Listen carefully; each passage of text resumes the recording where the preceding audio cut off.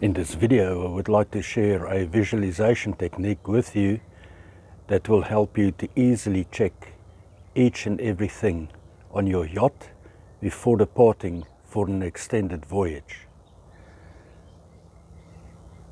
The visualization exercise will start with you visualizing your entire vessel, and we will start at the top of the mast. Now, what is on top of your mast? It would be your wind vane as well as your VHF aerial, amongst others. So that will tell us to first check all our instrumentation. So check all your instrumentation, chart plotter, wind indicator, speed indicator, all of that. Are they working? Do I have enough parts for them? Is there anything special that I might want to bring along should something go wrong? Now, the other question while you are at the instrumentation is to ask yourself, so where does the power come from? That immediately takes you to your entire power system. So you'll check batteries, you'll check inverters, solar panels, all of the related battery stuff. That leads you onto the batteries, dedicated batteries for the engines. So now we go into engine check, filters, impellers, all of that stuff. Do you have enough spares for that? When last was it serviced? Is it necessary to do something special about your engines? When last did you have a mechanic check them? Now, if you then come to the end of following that visualization, then you can stand back again and go back to the top of your mast. Now, what is underneath the top of your mast is your mast itself. That leads you on to running rigging. What about your running rigging? Have you checked that? Have you been up there? Now, once you have done all your running rigging, and the next thing on your mast, if you come down, would be your boom, and on top of that would be your mainsail. So there we go. Now we check sails. Check the mainsail, we check the jib. We check all other related sails. Do you have a spinnaker? Where is it? Do you have enough lines? What about your halyards? Are they frayed? Are they still okay? Now, once you've checked all your sails and stuff, the next thing in line would be your stanchions, your lifelines. That is the next thing on that level that you'll see. And then you'll see your deck. So you'll check everything in your deck. What about painting? What about slipping? Well, is that still okay for what I want to do? Then the first locker that you see, then you go into lockers, you check all your lockers, and that will include the anchor locker. Now you go to the anchor, the windlass, check all of that. Do you have a spare solenoid? So that will be the visualization technique that you can use without necessarily having an extended long list of stuff that you need to do. I did that visualization exercise many times. I also did that visualization exercise when we were cruising. The nice thing about that is you can do that visualization exercise without having to physically be at your vessel. And numerous times I did the visualization exercise not being close to her, and then it will just dawn on me, oh man, I still need to do that. So I hope that visualization exercise helps you a lot. I want to continue the video by telling you guys how we prepared other stuff before crossing the Atlantic Ocean. Now, we crossed the ocean on a budget, and we didn't have refrigeration on our boat at all. We also didn't have an autopilot, so that meant steering 4 hours on for me and then giving over to my wife, and she would steer 4 hours for 4 hours. Now, that's an entirely different video, which would be the next one that I'll make. Our problem was obviously, what do you do with meat if you're a meat eater? So we eventually decided to purchase salamis. There was a wholesale seller close to Simonstown Harbour, and he had, you know, that long salamis he had for, way back then, for something like 25 Rand each. So we just climbed in and purchased, I think it was 30 salamis, and we thought to ourselves, so where do you store this stuff? So we ended up, if you walked into the companionway, you had to watch out, because you might hit your head on one of those salamis, because they were hung on the roof. And that worked well.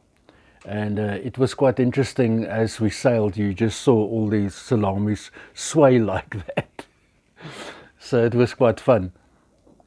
Also, the other trick that a lot of yachties know, but I'll mention that, is to just have like a shade net kind of cloth, or a fishing net, which we also hung on the roof for all your potatoes and your onions and stuff.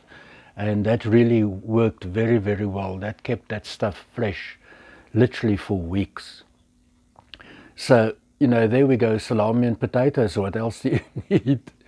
So that was the provisioning side. The other thing that was tricky for us way back then. Now, if you don't have a money problem as much as we did, then your life will be much, much easier. You'll just stack up your fridges and deep freezers, and pretty much off you go, and your tin food will hold up reasonably well. For us, it was not the case. We heard a lot of stories about yachtsmen having problems with tins that were rusting, and you know, you can get extremely sick from that. So that was a big concern for us, and we obviously had probably about 6 months of tin food with us, because we had no idea how expensive stuff will be overseas. So we tried everything in our ability to take as much stuff from here as we could. Now, there are two ways we understood way back then to safeguard your tins against rusting.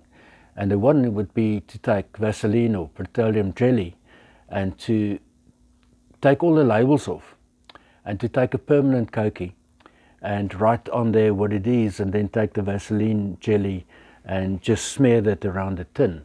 That was, for us, pretty messy kind of thing, because you go, where do I store it? And a lot of our tin food was stored next to our engine, way down in the engine compartment, which obviously is wet because of the stern gland. So we then decided it's going to be best for us to varnish those tins.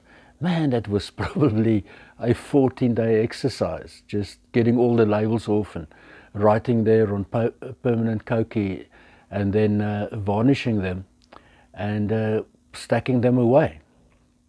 Now, when we were out on the ocean, we quickly realized that this permanent cokie was not working at all. So, man, that was quite fun, because you would sit there and say, okay, it's like lunchtime, so what are we going to have? And the answer was, who the hell knows? So, you know, some lunches you'll end up with peas and some peaches. And that was okay, because it made the trip more interesting for us, because we were looking forward to our surprise lunch and our surprise supper.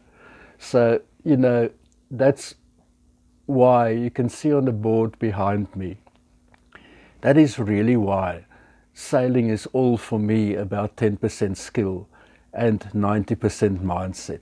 You need to go out there with a bloody positive attitude. If you don't, Mother Nature is just going to knock you down. You need to be in a happy state of mind, and just take that in your stride. I mean, currently I work on a day chartering boat locally, and there's a tendency where we are for the wind to really start picking up around about 2 o'clock in the afternoon and really blow, man, until 5. And the wind will go literally from 8 or 9 knots to 33 and sometimes gusting 40. So at times we were out there, and you get this tremendous wind out of nowhere within a 15-minute period. And again, just put on your happy face, because you're in front of clients. And if they see you panicking, then everybody's going to panic. So, I just put on my professional face, and you do with the sales what you need to do, and you just sort it out. And you find that once you come back, people say, oh, that was extremely exciting. It was so wonderful. And you see, it's just a question of mindset. Had you been miserable and all negative about that, the clients would have been miserable, and they wouldn't have enjoyed it as much as they ended up doing. So whatever you do in your sailing adventures, remember 10% skill, man, 90% happy face, 90% mindset, and 90% enjoying what you're doing, and 90% for your passion. Have a great one.